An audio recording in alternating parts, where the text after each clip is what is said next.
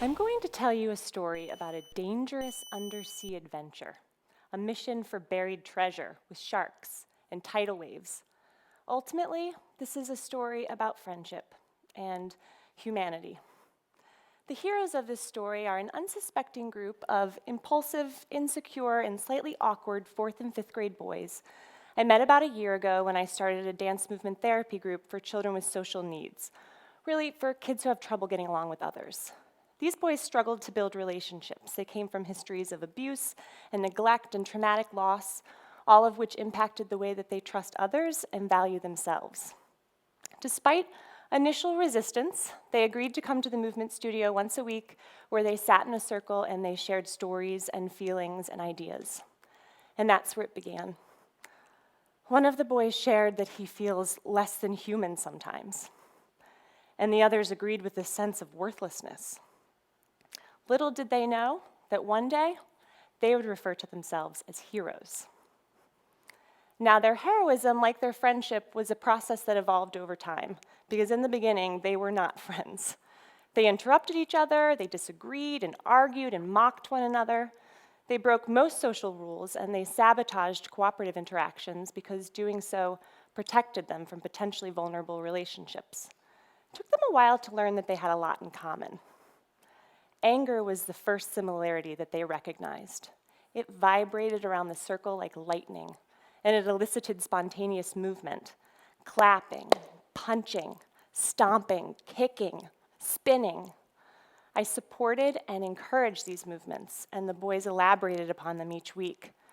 There was a strength in their movement, the way they asserted their bodies into action, pushing themselves beyond their expectations and experiencing their own vitality. That's where the movement part of dance movement therapy empowered them. That's where our heroes emerged. Now, from their movements came synchronous rhythms.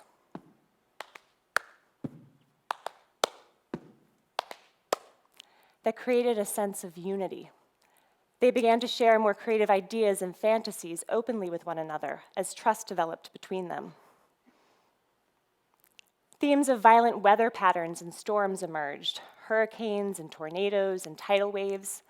These tumultuous metaphors were reflective of their own inconsistent and unpredictable lives. I invited them to use a parachute to mobilize these images that they described. They eagerly shook and rippled the parachute, making waves like an ocean and delighting in the sounds of the sea below. It was through this creative play and metaphor that they were able to explore and eventually conquer these storms together. Now, the parachute itself was an important component of the metaphor.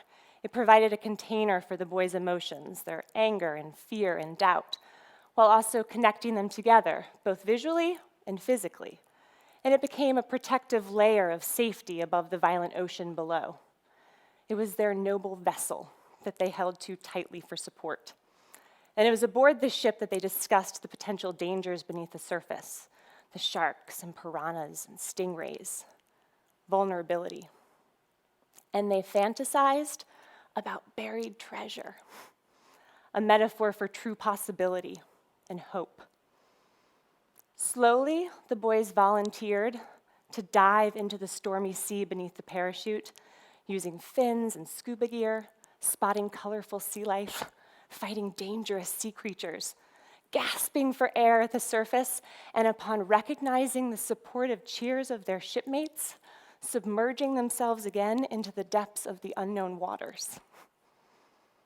As each boy took a turn diving into the waves, a sense of empathy and unity became evident.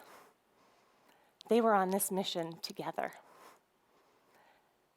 They voluntarily began to share their equipment with one another, their scuba gear and weapons. They provided cameras to one another to take photographs. They offered first aid after potential injury. They even joined together in pairs to carry bags of heavy coins back to the surface. And as the final treasure chest was lifted from beneath the parachute and anchored onto the vessel, they erupted in cheers and applause.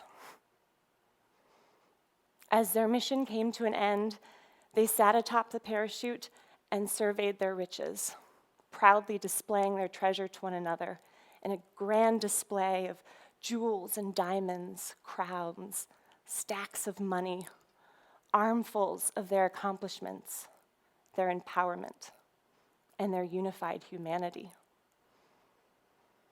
In the coming weeks, they revisited their undersea adventure in idle chatter with one another during group, and I invited them to share feelings and embodied memories from their experience. They talked about their pride. They talked about their courage and their strength. They talked about how they had supported one another. They talked about their confidence.